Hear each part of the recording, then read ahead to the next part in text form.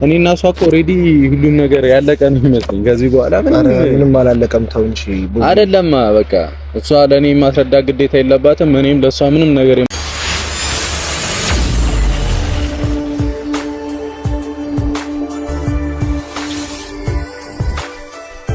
አቤት አቤት ሀይሚና ቡራ በሀይሚና በቡራ እስኪ አሁን ሶሻል ሚዲያ ላይ ዩቲዩብ የማይሰራ ማን አለ ብትሉ ማንም የምሬን ማለት ነው። እና የሀይሚ ቤት የማይጠራበት የዩቲዩብ ቻናል የለም ከትንሽ እስከ ትልቅ ማለት ነው። ለምሳሌ ዛሬ በጓደኞቻቸው ቤት በሀይሚና በቡራ ማለት ነው በእነሱን ጉዳይ አስመልክቶ 3 ቦታ ተሰርቷል ማለት ነው። እና እነሱ እንኳን ጓደኞቻቸው የቅርብ ሰዎች ናቸው። ለምሳሌ ፍፄ መጥቷል ከሚኪ ጋር ማለት ነው። ብሩክ ደግሞ ከሄኒ ጋር መጥቷል። ሀይሚ ደግሞ እንግዲህ ከሚፍታ ጋር መታለሽ ማለት ነው። እና እነዚህ እንኳን ጓደኛ ናቸው እንዲው ሌሎቹ ማለት ነው። ብቻ ግን ጨረቃዎች የምሬን ማለት ነው። እና ፈጣሪ ከሰው አይን ይጠብቃችሁ።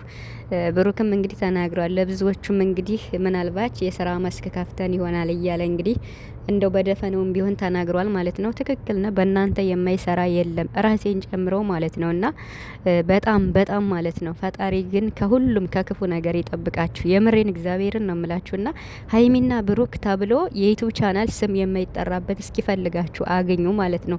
ምናልባት እነዚህ ድራማ የሚሰሩት ካልሆኑ በስተቀር ማለት ነው። እና እንዲው ዩቲዩበሮች ሲባል ግን በእነሱ ነው የሚሰሩ እና መስራታቸው እንዳለ ሆኖ በጥሩ የሚሰሩት ይመቻቸው፣ ችግር የለውም። በማመስገን ስራቸውን በማስመልከት ግን በመጥፎ የሚሰሩትን ፈጣሪ ከክፉ ነገር ሁሉ ይጠብቃቸው እያልኩኝ ዛሬ ሀይሚና ቡራ እንግዲህ በተለያየ ቤት ነው የመጡ።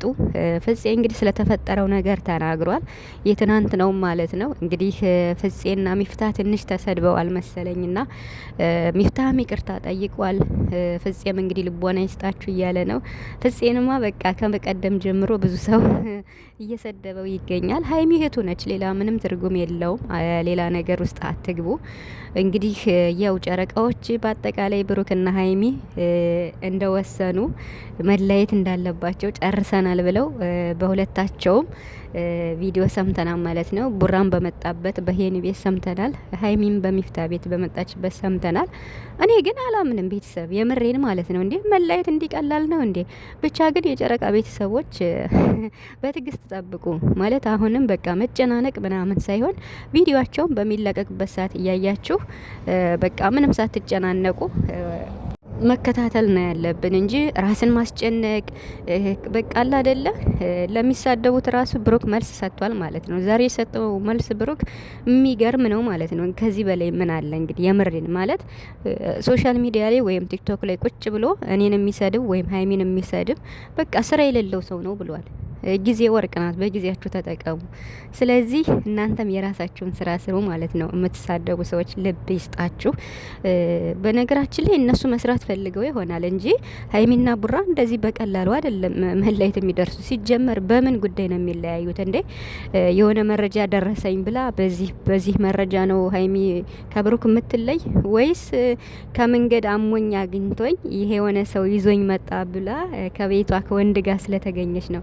ይሄ ምንም ምክንያት ሊሆን አይችልም። እና ይልቅ በቃ አይደለ በጥሩ ሁኔታ በጥሩ ርዕስ መታችሁ መስራት ነው ያለባችሁ። ሀይሚና ቡራ አሁን ላይ በዙሪያቸው ያሉት ሰዎችም እንግዲህ ስለነሱ ነው ያወሩ ያሉት። ለምሳሌ ፍፄም ከሚኪ ጋር ያለውን ሰምታችኋለኝ። በሁለታቸው መሀል ምርጥ ግንኙነት ስላለ ነው እንደዚህ የሚጨቃጨቁትም እያለ ሲል ነበረ ሚኪ ማለት ነው። እና እንግዲህ እነ ፍፄም ተናግረዋል። ሁላቸውም በአጠቃላይ ማለት ነው ስለነሱ ነው እያወሩ ያሉት። ብሩክና ሀይሚ ለብዙሃኑ እንዴት ነው የስራ መስክ ከፍተው ነው ያሉት።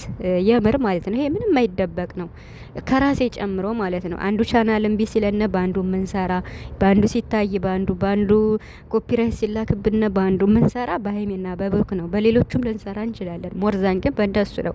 ስለዚህ ሀይሚና ብሩክን ፈጣሪ ይጠብቃችሁ እያልኩኝ እናንተ መቼም አትለያዩ። ምክንያቱም በጣም ትልቅ ራዕይ ያላችሁ ብዙ አላማ ያላችሁ ለወደፊት ያሰባችሁት እቅድ ተሳክቶላችሁ አንድ ላይ መሆን የምትፈልጉ ሁለት ጀግናዎች ስለሆናችሁ መቼም አትለያዩም። እንድትለያዩም አንፈልግም። የምሬር ማለት ነው።